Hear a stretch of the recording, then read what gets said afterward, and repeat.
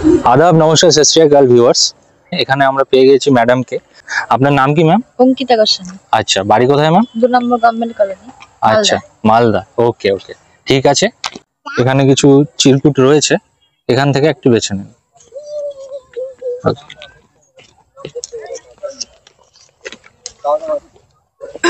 রঞ্জিত বাবু রোজ সকালে এবং বিকালে দাড়ি কাটেন, তবুও রাত্রে ঘুমানোর সময় তার একগাল দাড়ি থাকে কেন?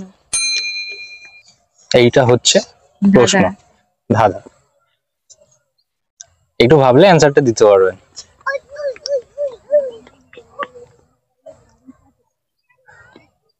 সকালে বিকালে দাড়ি কাটেন, হ্যাঁ, তবুও রাত্রে ঘুমানোর সময় তার একগাল দাড়ি থাকে কেন? কেন থাকে?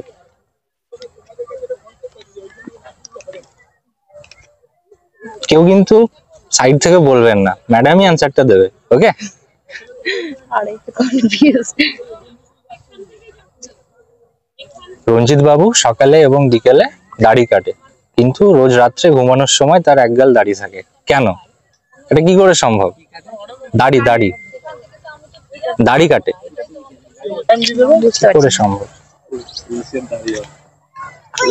ও আচ্ছা আচ্ছা, বুঝতে পেরেছি। এখানে দাঁড়িয়ে কেন জায়গায় না, দাড়ি বোধহয় একটা মানে দাগ যেটা হবে, ওই দাড়িটা কি? না না, ওই এই দাড়ি ম্যাডাম, ওই দাড়ি। বিয়ার্ড যেটা বলে, এই দাড়ি, ছেলেদের যে দাড়ি হয়।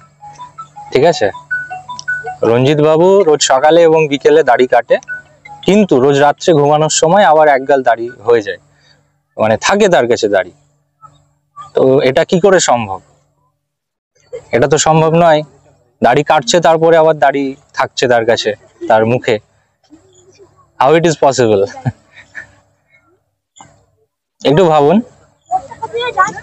বুদ্ধির খেলা আর কি, বুদ্ধির প্রশ্ন। আমার তো মাথায় আসছে না, দাড়ি বলতে আমি তো ভাবছি ওই দাড়িটা। না না, এই বিয়ার্ড যেটা ছেলেদের দাড়ি হয়, ওটাই। বুঝতে পারছি না। বুঝতে পারছেন না? তাহলে কি পাস? হ্যাঁ, বাস। ওকে ম্যাম, তাহলে আমরা অডিয়েন্সের কাছে প্রশ্নটা রেখে দিচ্ছি।